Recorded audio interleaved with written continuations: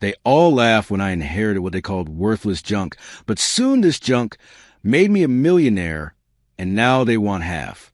You know that moment when your whole life decides to fall apart at once? Like some cosmic joke where the universe goes, hey, let's see how much this guy can handle before he completely loses it. Well, I'm Jack Callahan, and back when I was 45, I found my limit. Picture this. I was standing in my garage at 7 in the morning, elbow deep in the guts of a 1967 Mustang that had been giving me more trouble than my teenage nephew. The smell of motor oil and WD-40 filled the air like incense in some blue-collar church. My hands were black with grease. My back was screaming from hunching over this beast for 3 hours straight, and I was thinking this was about as good as life got for Jack Callahan. That's when Brenda walked in. Now, Brenda had been my wife for 20 years. 20 years of shared mortgage payments, joint tax returns, and arguing over whose turn it was to take out the trash. She was standing there in her real estate blazer, the one that cost more than I made in a week, holding a manila envelope like it was a death certificate. The way she was looking at me, I knew this wasn't about forgetting to pick up milk. She told me she was leaving.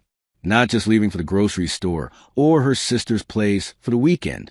Leaving. Moving in with Richard Pemberton, the hotshot developer who had been turning our little town into a subdivision paradise for city folks who wanted to play country on weekends. The kicker? She had been planning this for months.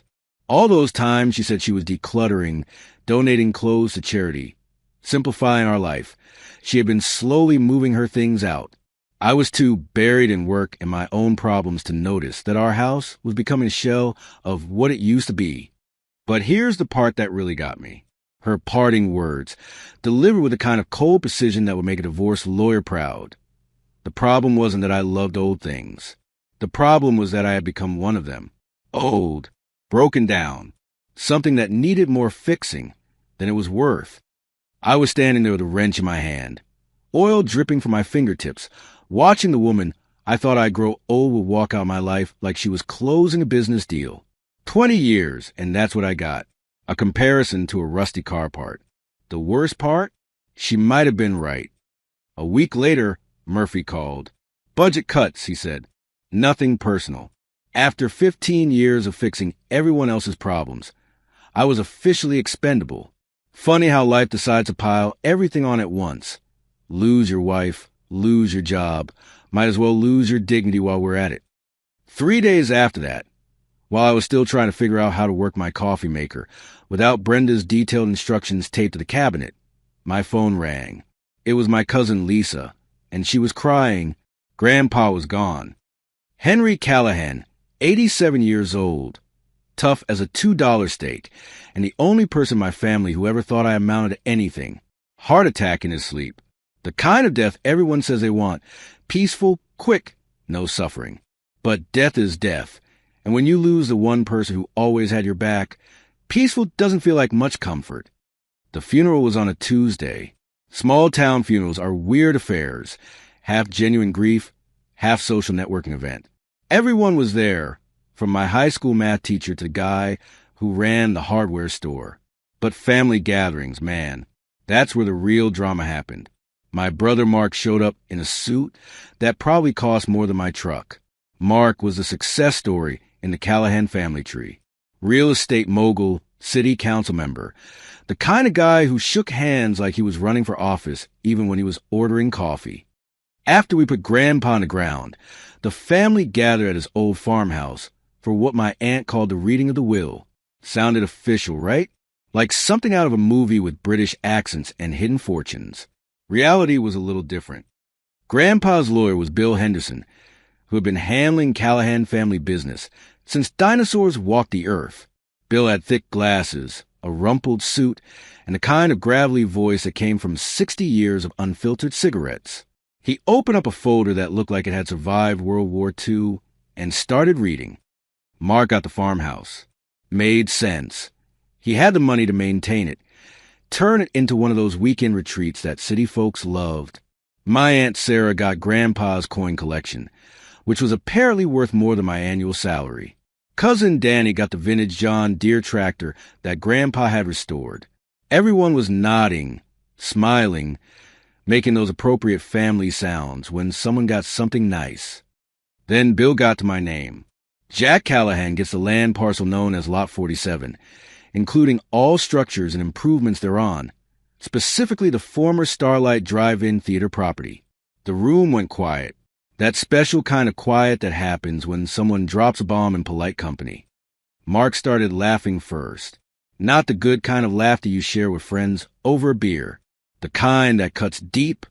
The kind that tells you exactly what someone thinks of you without them having to spell it out. He clapped me on the shoulder like we were old buddies. Said I must have been thrilled to finally own something that matched my skill set. A broken-down eyesore that had been losing money since Carter was president. The taxes alone would eat me alive, he said.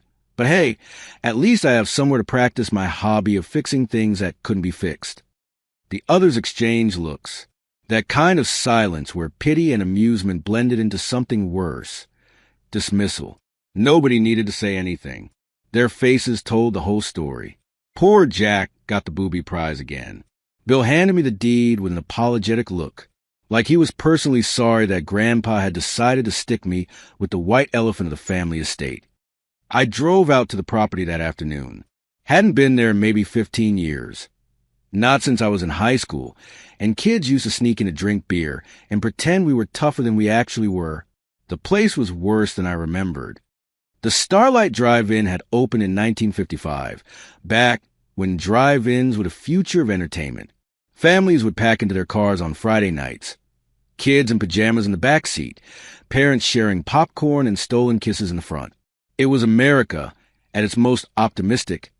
Everything new, everything possible, everything designed to make life a little more magical.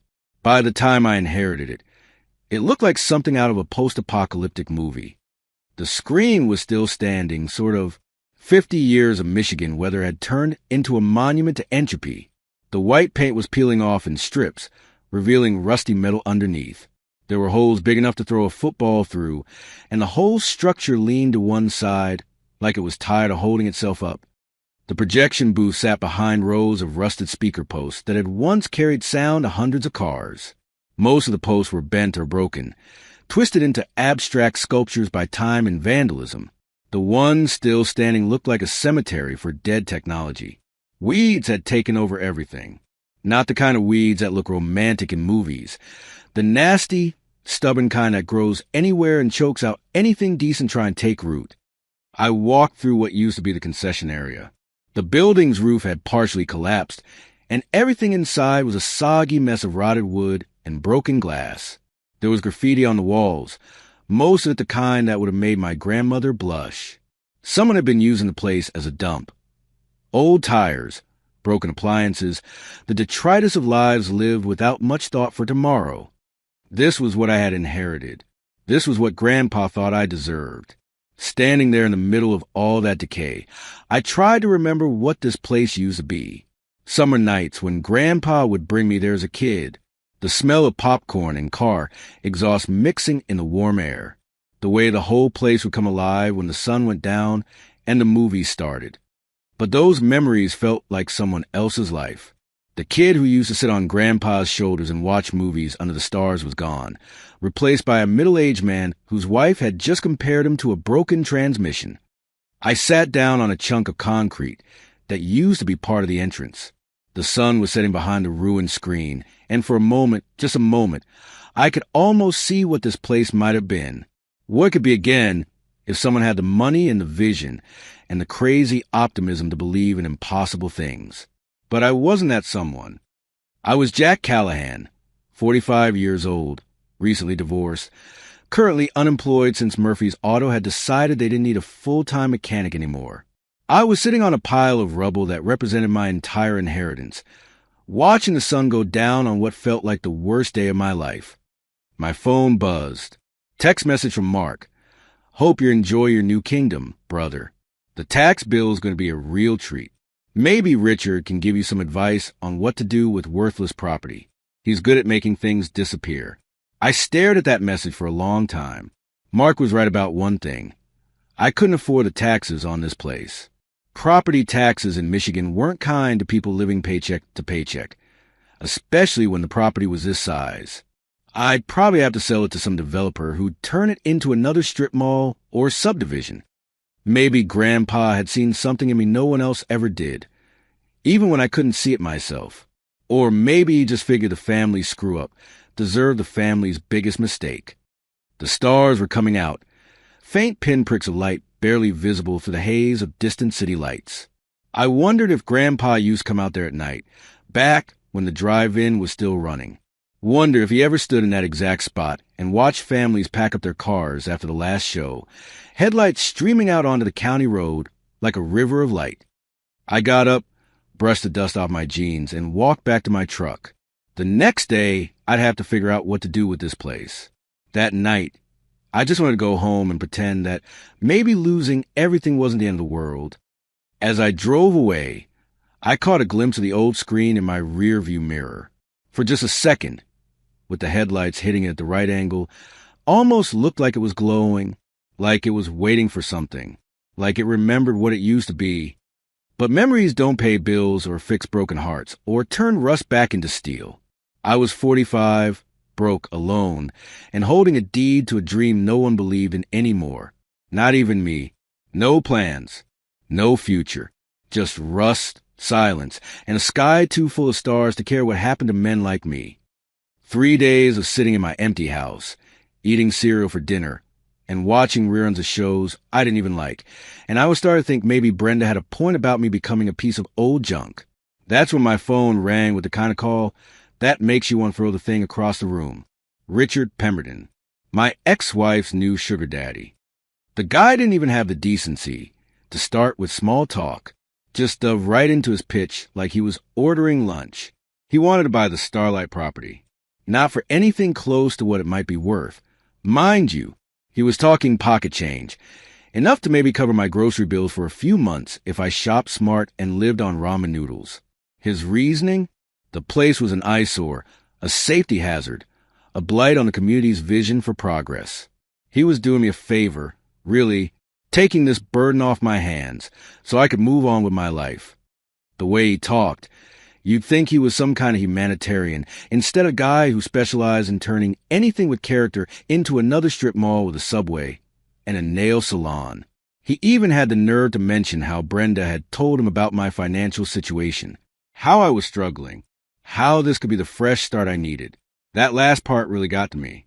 Not just the fact that my personal business was being discussed over pillow talk, but the assumption that I was ready to roll over and play dead. I hung up on him mid-sentence. Probably not the smartest move for a guy with exactly $47 in his checking account, but sometimes you've got to draw a line somewhere, even if that line is drawn in the dirt of a crumbling drive-in theater that nobody wants. But Richard's call did something unexpected. It made me mad. Not the kind of mad that fades after you cool off, but the bone-deep kind that settles in and refuses to leave. Maybe it was stubbornness, or just plain pride. But I couldn't let Richard be the one to decide what this place was worth. I'd been there before just days ago, numb, drifting through the ruins like a ghost myself. But now I needed to see it, really see it. If I was going to lose everything, I wanted to know exactly what I was losing. The drive out there gave me time to think. When I was a kid, Grandpa used to bring me to the Starlight almost every Friday night during the summer. This was back when the place was still running, when families would pack their cars with blankets and snacks and kids in pajamas. Grandpa always parked in the same spot, third row, slightly left of center.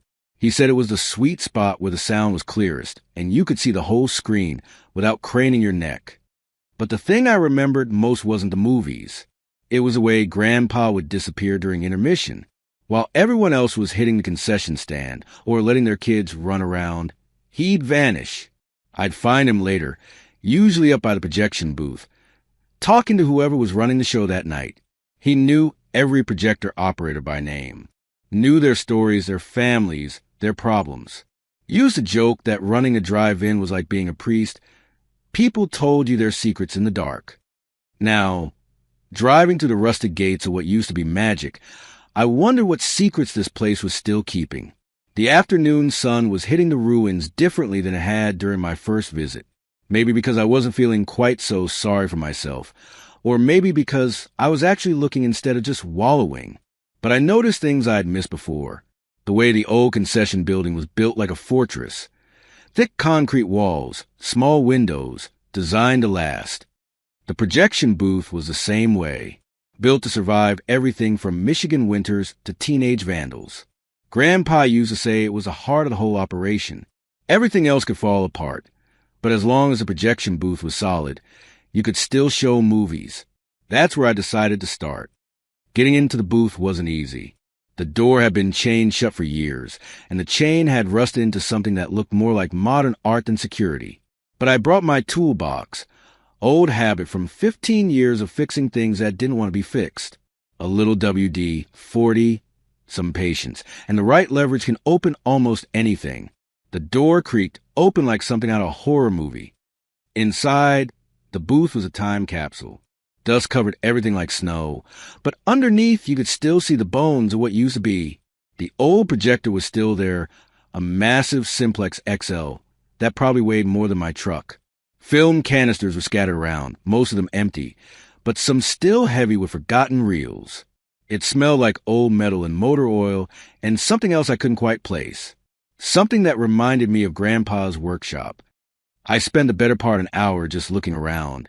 Try to imagine what it must have been like when this place was alive. The booth had 2 small windows facing the screen, and standing between them, I could picture the whole drive-in filled with cars. Hundreds of people sharing the same story, the same moment, under the same sky. There was something beautiful about that. Something lost. That's when I noticed the floor. Most of it was solid concrete, but there was a section near the back wall where the concrete looked different. Newer, but not by much, like someone had patched a hole and tried to make it blend in. The kind of patch job you do when you're more worried about function than form. Being a mechanic, I'd learned to spot things that didn't belong. And this definitely didn't belong. I started clearing away the junk that had accumulated in that corner. Old film canisters, broken equipment, decades worth of debris that had been swept into the darkest corner and forgotten. The more I cleared, the more obvious it became that someone had deliberately hidden something under this floor.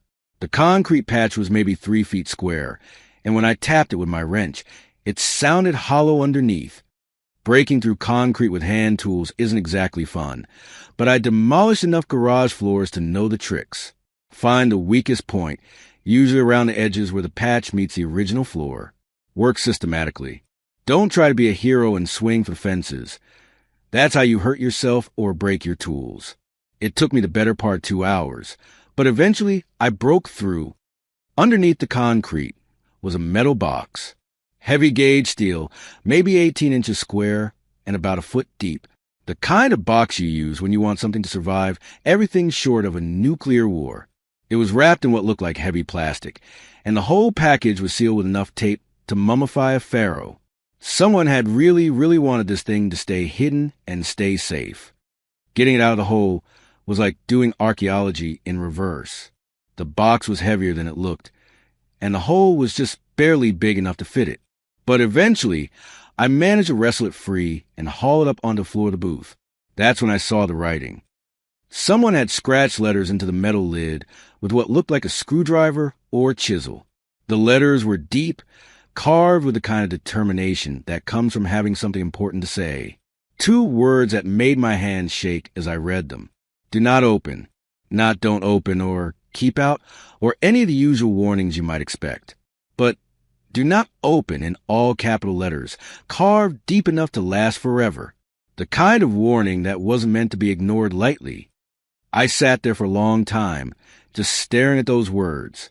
Part of me wanted to respect whatever Grandpa had been trying to protect. If he'd gone to this much trouble to hide something and warn people away from it, maybe there was a good reason.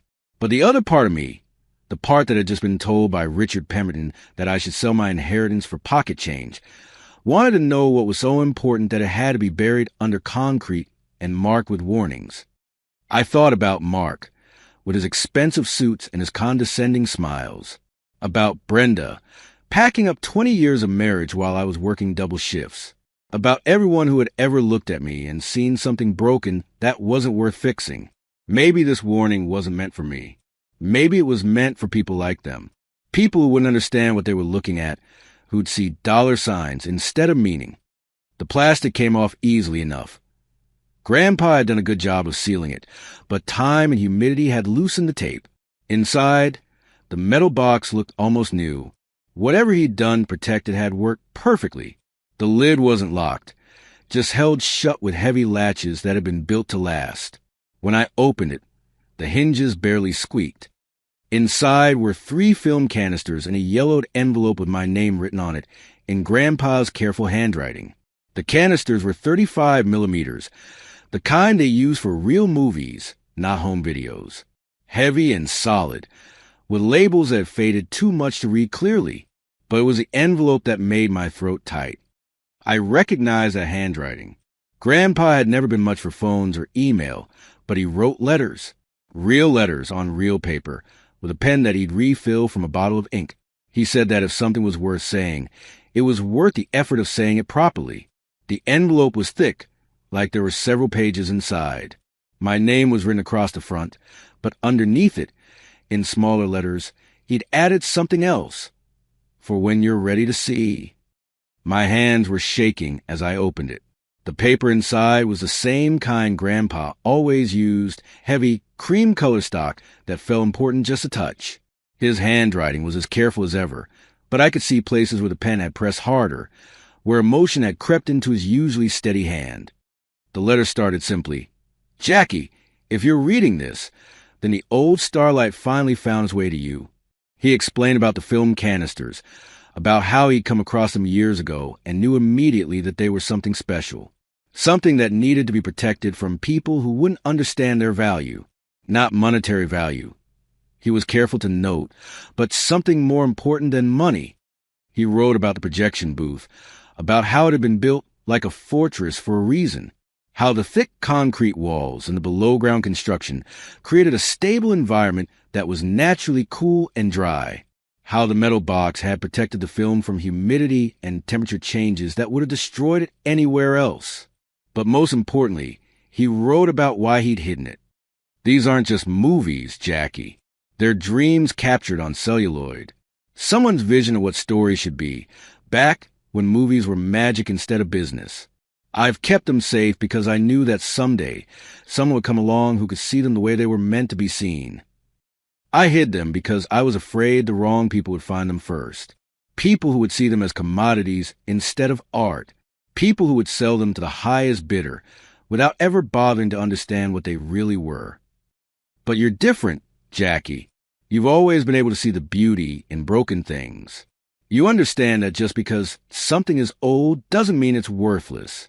And just because something needs work doesn't mean it can't be magnificent again. The letter went on for 3 pages, but the last paragraph hit me like a punch to the gut. I know the family thinks I'm giving you a burden. They think the Starlight is just another one of Jack's broken projects that he'll never be able to fix. But they're wrong. I'm not giving you a burden, Jackie. I'm giving you a purpose. And maybe, if you're brave enough to trust an old man's instincts, I'm giving you a future too. Real stars don't just shine in the sky, son. They come from the darkness, but they leave light behind. Don't let anyone convince you that broken things can't be beautiful. Sometimes the most broken things are the most beautiful of all. I sat there in the dust and debris of that old projection booth, holding film canisters that contained who knows what, and a letter from a dead man who seemed to understand me better than anyone who was still alive. The afternoon sun was slanting through the dirty windows, and maybe it was just a light, or maybe memory plays tricks, but the booth didn't feel quite so dead anymore. But what was I supposed to do? I was a broke, unemployed mechanic with no prospects and no connections. I didn't know anything about old movies or film preservation, or any of the things that might matter if these canisters really contained something important. All I knew was that someone I trusted had believed in me enough to leave me something precious, and that was more than anyone else had done in a very long time. I carefully put the canisters back in the box along with the letter, then sealed it up tight.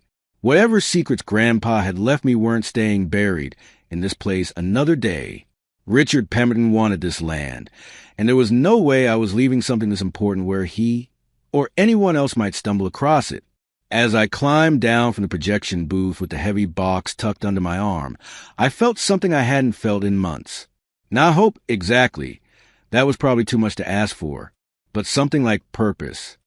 Maybe I was holding on to dreams that would turn to dust the moment I tried to make them real. Maybe Grandpa had overestimated both me and whatever was on those film reels. But for the first time since Brenda walked out, I had something that was mine. Something that nobody else could take away or dismiss or turn into another failure. I had a mystery. And maybe, just maybe, I had a purpose. Having a mystery is one thing. Knowing what to do with it is another thing entirely. I spent 3 days staring at that metal box sitting on my kitchen table, drinking too much coffee and trying to figure out my next move. The film canisters felt like they were burning a hole through the metal, just waiting for someone who knew what they were looking at. Problem was, I wasn't that someone. I needed an expert. Someone who understood old movies and film preservation, and all the technical stuff that was way over my head. But finding that kind of person in a town where the biggest cultural event was the annual Corn Festival wasn't exactly easy. That's when I remembered Sarah Martinez. Sarah ran a blog called Hidden History of Millbrook County. One of those local history sites that maybe 12 people read, but those 12 people were absolutely obsessed with it. I'd stumbled across it a few months back when I was trying to research the value of Grandpa's John Deere for insurance purposes. She wrote about everything from old mining operations to forgotten cemeteries, to the stories behind buildings that had been torn down decades ago. Her writing had this quality that made you care about places and people you'd never heard of. Plus, she seemed to actually know what she was talking about. Finding her contact information took some detective work. The blog had a generic email address, and when I sent her a message explaining that I had some old film reels that might be historically significant, I wasn't sure she'd even respond. She called me that same evening. Sarah had the kind of voice that made you pay attention, confident but not pushy, curious without being nosy. She asked smart questions about where I found the film, how it had been stored, what condition it appeared to be in. When I mentioned projection booth at the Starlight, she got excited. Turns out she'd been trying to research the old drive-in for months, but most of the records had been lost, and the few people who remembered working there were either dead or had moved away. The idea that there might be films still stored in the booth was exactly the kind of discovery that made her day. We met at a coffee shop downtown the next morning. Sarah was younger than I'd expected, maybe early 30s, with dark hair pulled back in a ponytail and the kind of intense focus that comes from being genuinely passionate about something. She wore jeans and a vintage band t-shirt, and when she smiled, it reached her eyes in a way that made me remember what that looked like. She brought a laptop and a pile of books about film preservation, and within 5 minutes of sitting down, she was explaining the technical challenges of dealing with old celluloid. Film from the 50s and 60s could be incredibly fragile, she told me. The base material degraded over time, sometimes to the point where touching it would cause it to crumble. Heat, humidity, and light exposure could turn decades of someone's work into a pile of chemical dust. But if the film had been stored properly in a cool, dry, dark environment, there was a chance it could still be in decent condition. The fact that Grandpa had gone to such lengths to protect it was encouraging. The real question was what to do with it. Sarah explained that proper film digitization required specialized equipment and expertise. You couldn't just run old reels through any random projector without risking damage. But the local university had a media preservation lab that might be able to help. She knew the director of the program, a guy named Professor Williams who'd been working with historical film restoration for 20 years. If anyone could safely digitize the reels and tell us what we were dealing with, it was him. I drove back to my house to get the box, and an hour later we were standing in a climate control lab that looked like something out of a science fiction movie. Professor Williams was exactly what you'd expect from a film preservation expert. Wire-rimmed glasses, careful movements, and a kind of respectful attitude toward old movies that bordered on reverence. He examined the canisters with the focused attention of a surgeon. The metal containers were in excellent condition, he noted. The labels had faded, but the film itself appeared to be stored properly.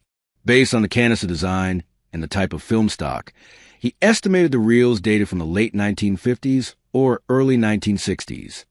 The digitization process took most of the afternoon.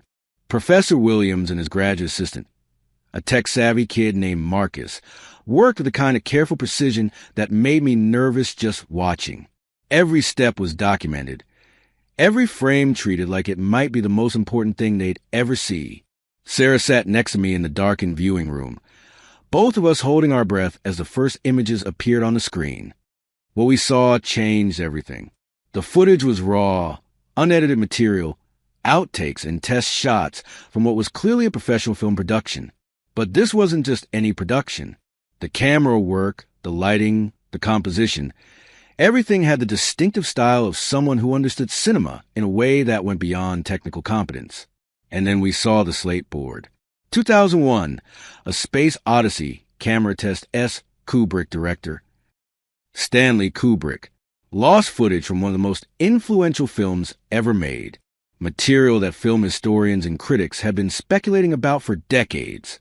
The room went completely silent. Professor Williams stopped the playback and just stared at the screen. Marcus let out a low whistle. Sarah grabbed my arm. So hard, I thought she might leave bruises. We were looking at cinematic history.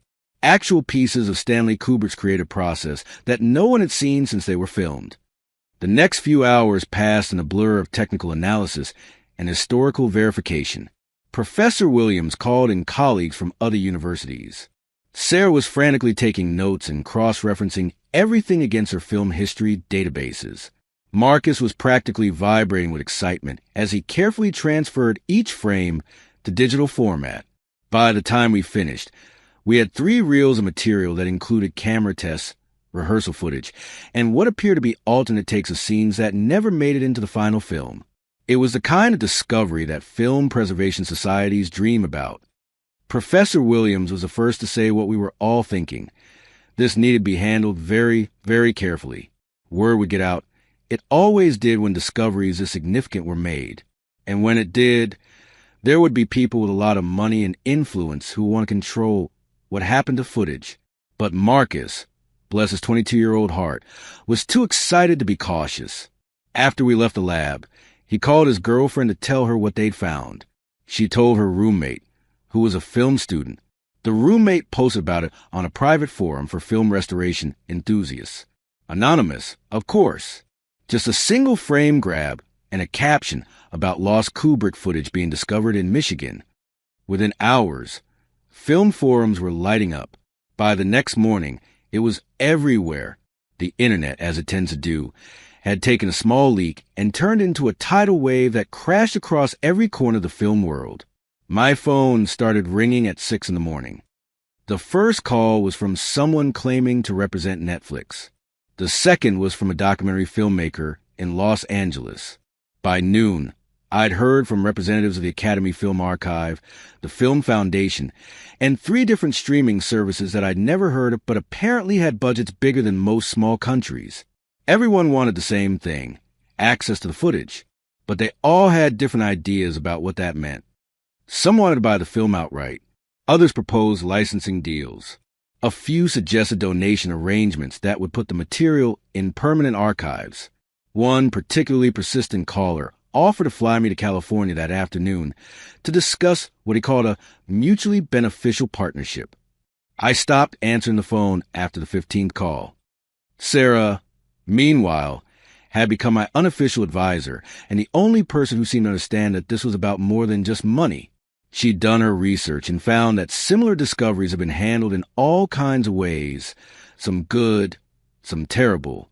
The key, she said, was making sure that whatever we did preserved both the historical value of the footage and honored whatever intent Grandpa had when he decided to hide it in the first place. That's when the call came that changed everything. Someone from Martin Scorsese's Film Foundation. I'll be honest, my first thought was that it had to be some kind of scam. Directors like Scorsese don't call random mechanics in Michigan, right? But the woman on the phone knew details about the footage that hadn't been made public yet. And when she started talking about film preservation, it was clear she knew what she was doing. The proposal was staggering. A complete restoration of both the footage and the Starlight Drive-In itself. $3.5 million in funding from a consortium of film preservation organizations. streaming services, and private donors who were passionate about cinema history. Part of the money would go toward properly restoring and preserving the Kubrick footage. Another part would fund a documentary about the discovery and the history of drive-in theaters in America. But the biggest portion would be used to completely rebuild the Starlight, not as a museum, but as a working drive-in theater where the footage would have its world premiere. The same place where it had been hidden for 50 years would be where it was finally shown to the world. It was everything I could have imagined and more. The money would solve every financial problem I had, and then some. The project would bring the Starlight back to life in a way that honored both its history and Grandpa's memory. And I'd be part of something that mattered, something that would be remembered long after I was gone. I was ready to say yes immediately. Sarah convinced me to take 24 hours to think it over. Good thing she did. The next morning, I was having coffee and going over the contract details when I heard cars pulling into my driveway. 2 cars, actually. A BMW that I recognized and a Mercedes that I didn't. Richard, Pemberton, and Mark. Together, which could only mean one thing. Trouble. But they weren't alone. Brenda got out of the passenger side of the BMW, looking like she was dressed for a business meeting. And from the Mercedes emerged Patricia, Mark's wife, in an expensive suit that probably cost more than my monthly unemployment check, along with 2 other relatives I hadn't seen since the funeral. They'd come prepared for war. Mark did most of the talking, which was typical. He'd heard about the discovery. News travels fast in small towns, especially when it involves millions of dollars, and he had some concerns about how I was handling the family's heritage. According to Mark, the footage wasn't just my inheritance. It was part of the Callahan family legacy, something that belonged to all of us.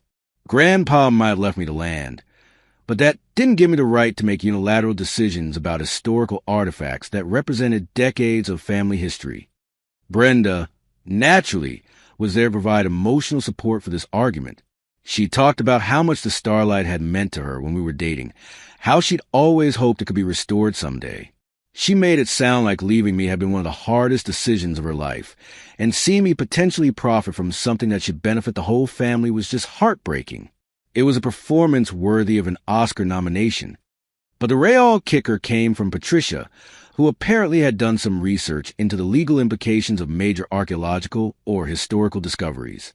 In some cases, she explained, items found on inherited property could be considered part of the broader estate, especially if they predated the specific bequest.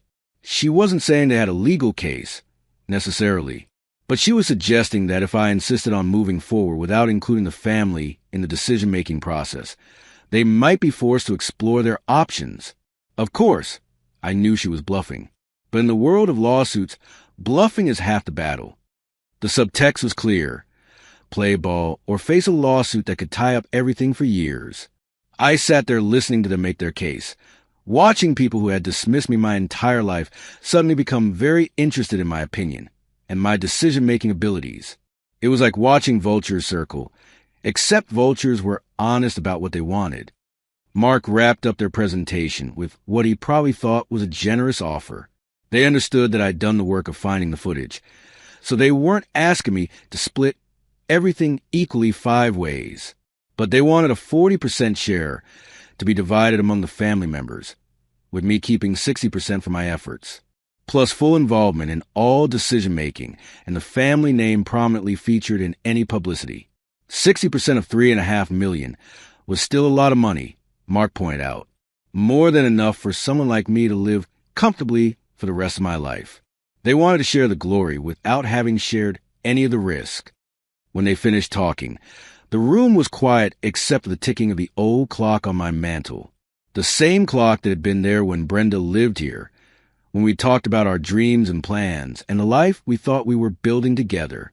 Now she was sitting in my living room, allied with my brother against me, try to claim a piece of something that had been specifically entrusted to me by the one person in the family who'd always believed I was worth something. I thought about Grandpa's letter, about his words regarding real stars coming from darkness but leaving light behind. I thought about the careful way he'd hidden the footage and the specific warning he'd carved into that metal box. The warning hadn't been meant for me. It had been meant for exactly these people. The ones who would see dollar signs instead of dreams, who would turn something beautiful into just another family argument about money and credit and who deserved what. But I also thought about the lawsuit they were threatening and the years of legal battles that could destroy any chance of the footage ever being properly preserved or shared with the world. Sometimes the right choice and the smart choice aren't the same thing. And sometimes you have to decide whether you're fighting for yourself or for something bigger than yourself. I looked around the room at these people who had never believed in me, who had dismissed every dream I'd ever had as unrealistic or naive. Now, they want to be partners in the biggest opportunity of my life. The question wasn't just whether I could say no. It was whether I could finally be the man Grandpa always believed I was. The man Grandpa believed I wouldn't have needed to think twice. But the man I had become after 20 years of being told I wasn't good enough needed a minute to find his backbone. I looked at each of them, Mark with his practiced politician smile, Brenda with her carefully calculated concern, Patricia with her expensive suit and legal threats, the other relatives who'd suddenly discovered they cared about family heritage.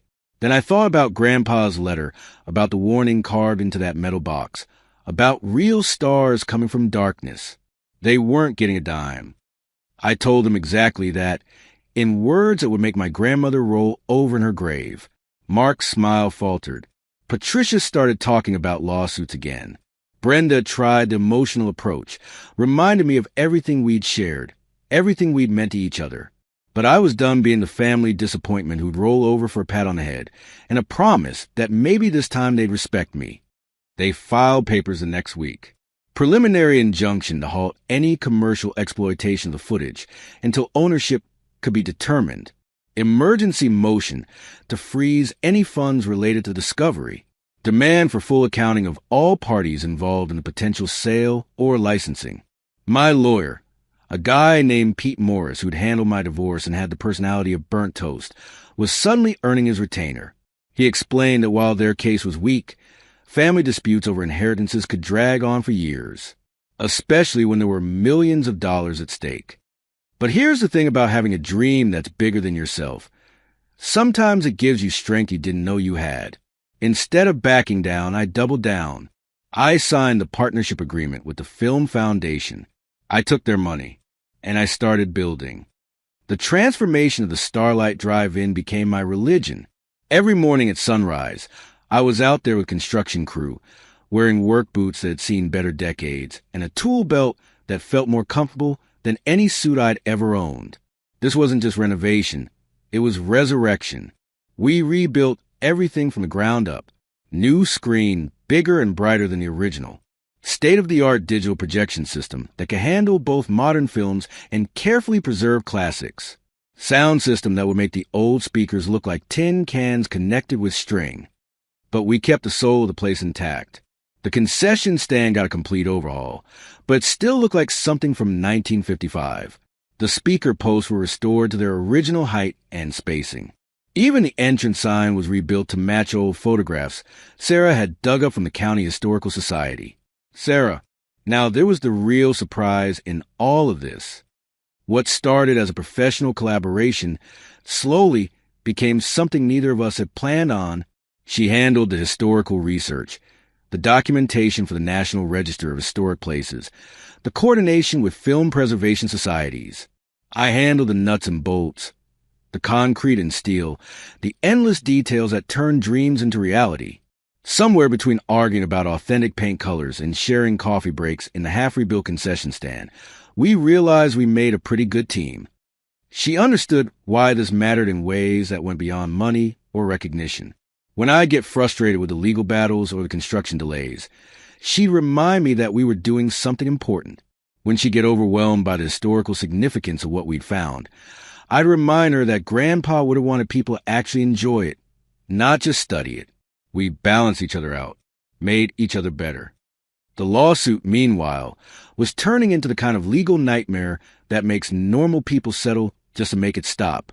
Mark's team had hired a firm from Detroit that specialized in inheritance disputes. They were filing motions, demanding depositions, questioning every decision I made about the project. Their strategy was simple: make it so expensive and time-consuming to fight them that I'd eventually give in just to move forward.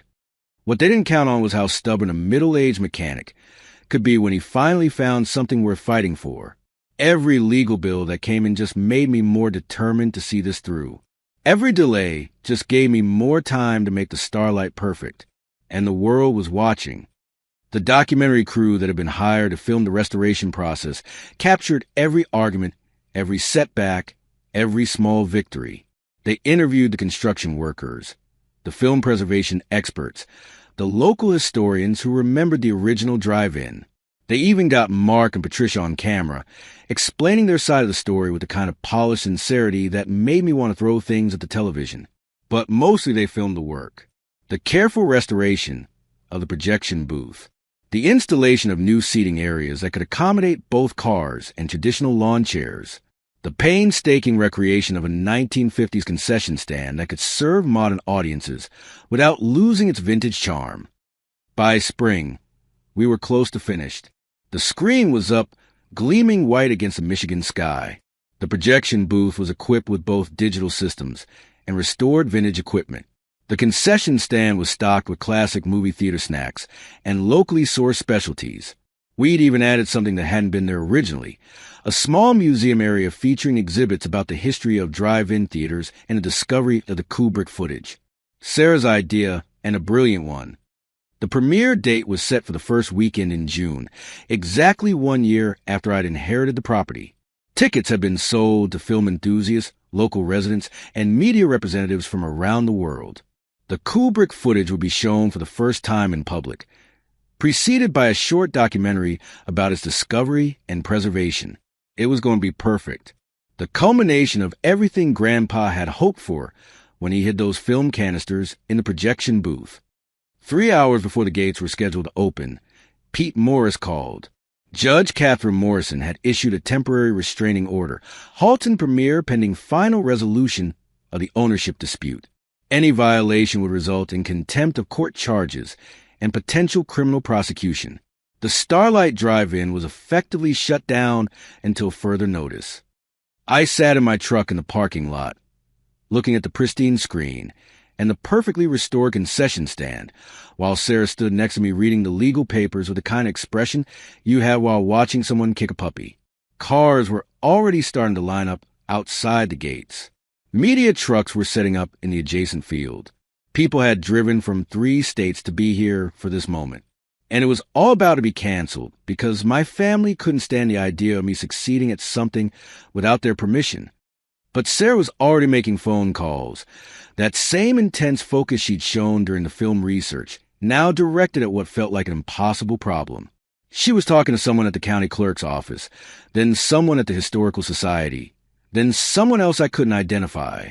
When she hung up, she looked at me with the kind of expression that meant she'd found something important. She'd been going through Grandpa's papers at the Historical Society, letters he'd donated to their archives years ago. Most of it was routine correspondence about farm business and family matters. But buried in a folder marked Miscellaneous 1980s was a letter from Grandpa to the mayor dated 3 years before his death. In it, Grandpa described his personal film archive and his intention to leave it specifically to me because I was the only family member who would hear the music and the rust of an old projector. He even mentioned the projection booth at the Starlight and his hope that someday the place might show movies again. It was exactly the kind of evidence we needed to prove his specific intent. Not just that he'd left me the property, but that he'd specifically wanted me to have whatever was hidden there. The problem was getting it to Judge Morrison before she left for the evening, and convincing her that this new evidence was significant enough to overturn her earlier ruling. That's when Sarah mentioned something that made my heart skip a beat. Judge Morrison was local, born and raised in Millbrook County, and tonight was the annual mayor's reception at the municipal building, a glad-handing event that every local politician and civic leader attended, including, quite possibly, the judge who held the fate of our premiere in her hands. Pete Morris met us at the municipal building with Grandpa's letter and a hastily prepared legal brief. The mayor's reception was exactly the kind of small-town political theater you'd expect. Rubber chicken dinner, campaign signs for the upcoming election, and enough forced conversation to power a small city. We found Judge Morrison at a table near the back, looking like she'd rather be anywhere else. She was a woman in her 60s with gray hair and the kind of no-nonsense expression that comes from spending decades dealing with other people's problems. Pete approached her with the kind of respectful deference that lawyers reserve for judges they're about to ask for impossible favors. He explained the situation briefly, handed her the letter, and waited while she read it with the careful attention that legal documents require. The room around us continued its political small talk, but I felt like everything had gone silent except for the sound of my own heartbeat. Judge Morrison read the letter twice, asked Pete 3 questions about the timeline of events, and looked at me with the kind of direct gaze that makes you feel like you're being evaluated at a molecular level. Then she asked me why this mattered so much. Not the legal implications or the financial ramifications, but why I was willing to fight my own family for the right to show an old movie in a restored drive-in theater. I told her about Grandpa bringing me to the Starlight as a kid, about learning that broken things could be beautiful if someone was willing to see past the rust, about understanding that some dreams are worth preserving even when nobody else believes in them. I told her that this wasn't about the money or even about the fame. It was about honoring the promise I'd made to a man who believed in me when nobody else did. Judge Morrison listened without interrupting, then excused herself to make a phone call. When she came back, she told Pete that she was issuing an emergency order dissolving the temporary restraining order, effective immediately. The premiere could proceed as scheduled. She also mentioned that she'd grown up watching movies at the Starlight, and she was looking forward to seeing it restored to its former glory. We made it back to the drive-in with 45 minutes to spare. The gates opened at sunset, and cars began streaming in like they had decades ago. Families with kids in pajamas, teenagers on dates, film enthusiasts with vintage cars and period-appropriate lawn chairs. The local news crews captured every moment.